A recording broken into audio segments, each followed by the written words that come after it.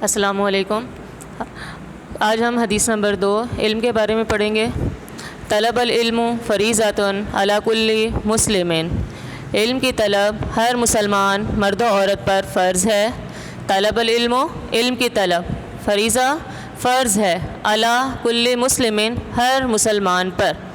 عنوان حدیث ہے حصول علم کی فرضیت، اور اس حدیث کے اہم نکات ہیں: انسانی فطرت کا بنیادی تقاضا ہے کہ اسے اپنی ذات اور کائنات کے بارے میں ہر اچھی اور بری بات کا علم ہو، یعنی کہ انسان کی فطرت میں یہ بنیادی بات ہونی چاہیے کہ اس کے ارد گرد، اس کی کائنات میں جو بھی کچھ ہے، چاہے وہ اچھی بات ہے چاہے وہ بری بات ہے، اس کے علم میں ہونا چاہیے تاکہ وہ اس کے مطابق زندگی گزارے۔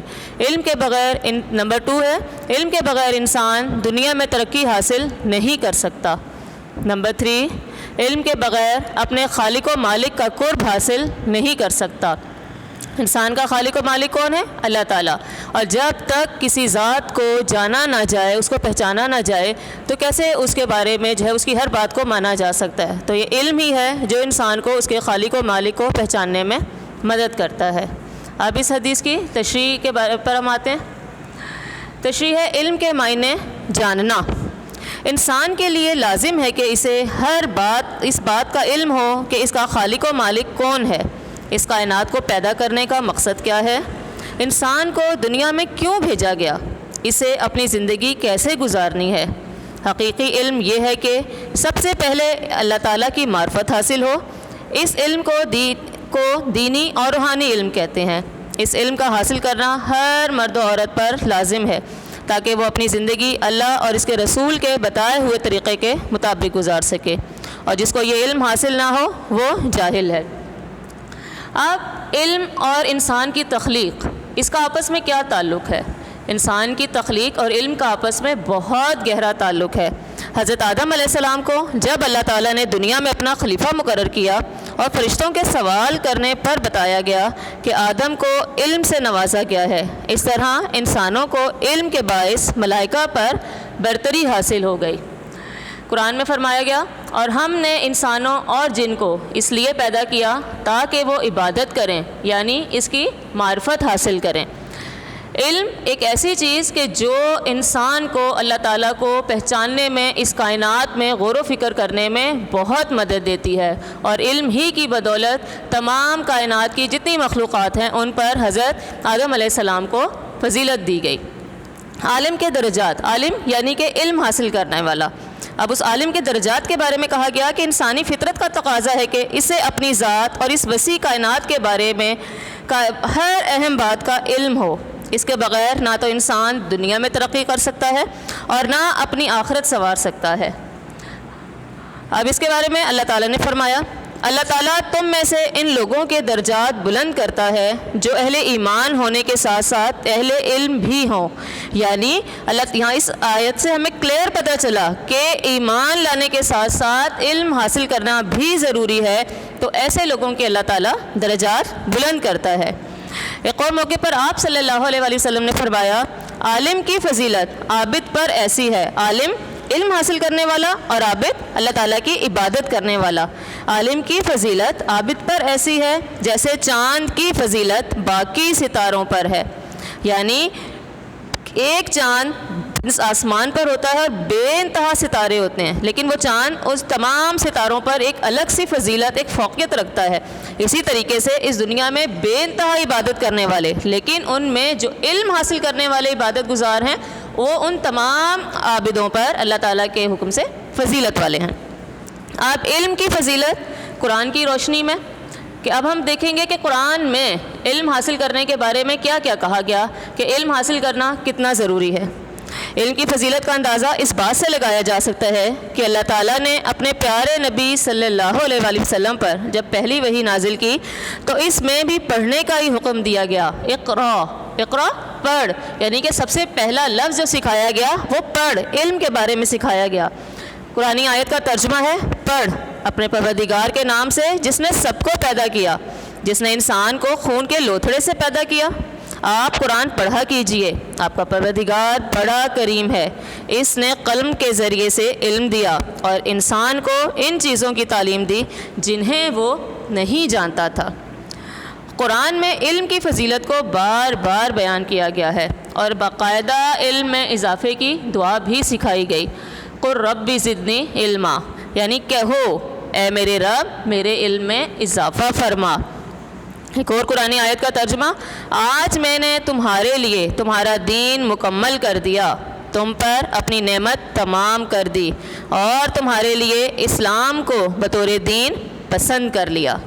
ایک اور قرآنی آیت میں اللہ تعالیٰ نے فرمایا، کہہ دیجئے نہ جاننے والے اور جاننے والے برابر ہو سکتے ہیں۔ اب اس آیت سے آپ کو کلیئر اندازہ ہو رہا گا بیٹا کہ عالم اور جاہل کبھی بھی برابر نہیں ہو سکتے۔ قرآن میں ہمیں آیت کے ذریعے بتا دیا گیا کہ کیا جاننے والا اور نہ جاننے والا برابر ہو سکتے ہیں۔ ایک اور قرآن کی آیت میں کہا گیا، اللہ تعالیٰ تم میں سے ایمان والوں اور علم والوں کے درجات بلند کرتا ہے۔ یہاں پہ صرف ایمان والوں کا ذکر نہیں آیا بلکہ کن کا ہے؟ علم والوں کا، جو علم حاصل کرتے ہیں ان کے بھی درجات بلند کرتا ہے۔ ایک اور قرآنی آیت کہ بے شک اللہ سے اس کے بندوں میں وہی ڈرتے ہیں جو صاحب علم ہیں، کہ جو لوگ علم حاصل کرتے ہیں وہ اللہ تعالیٰ کو بہتر سے جان لیتے ہیں کہ خدا کو کیا بات پسند ہے، کیا خدا کو کیا بات نہیں پسند ہے۔ وہ اللہ تعالیٰ کے بتائے ہوئے وہی کام کرتے ہیں کہ جن کا اس نے حکم دیا، اللہ تعالیٰ سے ڈرتے ہیں۔ تو علم انسان کو اللہ تعالیٰ کے بہت زیادہ قریب کر دیتا ہے۔ اب ہم دیکھیں گے علم کی فضیلت حدیث کی روشنی میں۔ حضور صلی اللہ علیہ وآلہ وسلم علم کی اہمیت پر بہت زور دیا کرتے تھے۔ ارشاد نبوی ہے، علم کا حاصل کرنا ہر مسلمان مرد عورت پر فرض ہے۔ کہیں پر بھی یہ نہیں کہا گیا کہ علم حاصل کرو، بلکہ کہا گیا مرد اور عورت دونوں کو، مرد کو اور عورت دونوں کو ایک ہی اس میں لایا گیا کہ دونوں کے لیے فرض ہے۔ ایسا نہیں ہے کہ صرف علم مرد کے لیے فرض ہے، بلکہ مرد اور عورت دونوں کے لیے فرض کیا گیا علم کو۔ ایک اور حدیث میں ہے، جو شخص علم حاصل کرنے کی راہ اختیار کرتا ہے اللہ اس کے لیے جنت کی طرف جانے کا راستہ آسان کر دیتا ہے۔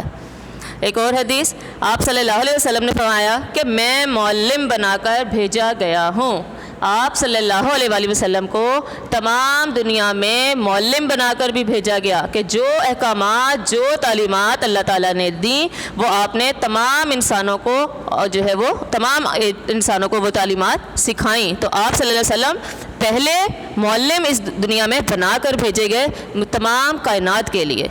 ایک اور ارشاد ہے کہ علم حاصل کرو ماں کی گود سے قبر تک، یعنی کہ ماں کی گود سے مراد کہ انسان جب عقل و شعور رکھنا شروع کرتا ہے تب سے لے کے انسان اس دنیا سے چلا جائے۔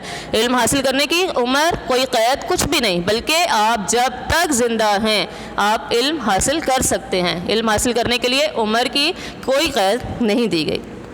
ایک اور حدیث نبوی ہے، علم و حکمت مومن کی گم شدہ میراث ہے، جہاں سے ملے لے لو۔ ایک اور جگہ آپ صلی اللہ علیہ وسلم نے فرمایا، تم علم سیکھنے والے ہو یا سکھانے والے ہو یا علم کی خدمت کرنے والے ہو، تم کبھی چوتھے نہ ہو جانا۔ اب یہاں پہ چوتھے کون مراد ہیں؟ یعنی یا تو علم سیکھ لو یا علم سکھا لو، یا علم سیکھنے اور سکھانے والوں کی مدد کرو، ان کی خدمت کرو۔ چوتھے یعنی کہ جاہل، کہ تم جاہل نہ ہو جانا بلکہ سیکھنے والے بننا، سکھانے والے بننا یا ان کی خدمت کرنے والے بننا۔ ایک اور جگہ ارشاد کہ علماء نبیوں کے وارث ہیں، یعنی کہ اس دنیا میں انسان اپنی وراثت، اپنی میراث چھوڑ کے جاتا ہے اپنی اولاد کے لیے، تو نبیوں کی میراث کیا ہے؟ ان کے وارث کون ہے؟ عالم۔ اور نبیوں کی وراثت کیا ہے؟ علم، جو علماء کے ذریعے ہم تمام انسانوں تک پہنچتا ہے۔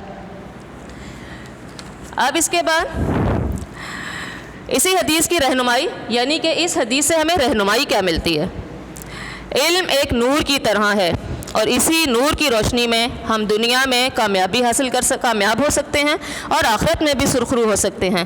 جب تک ہم اپنی زندگی کو علم قرآن کے سانچے میں نہیں ڈھال لیتے، کامیاب نہیں ہو جاتے، تو اس وقت تک ہم کامیاب زندگی نہیں گزار سکتے۔ اس لیے ضروری ہے کہ ہم علم سیکھیں، علم کو دوسرے لوگوں کو سکھائیں، تاکہ تمام لوگ عملی طور پر علم کے مطابق زندگی گزارنے کی کوشش کریں۔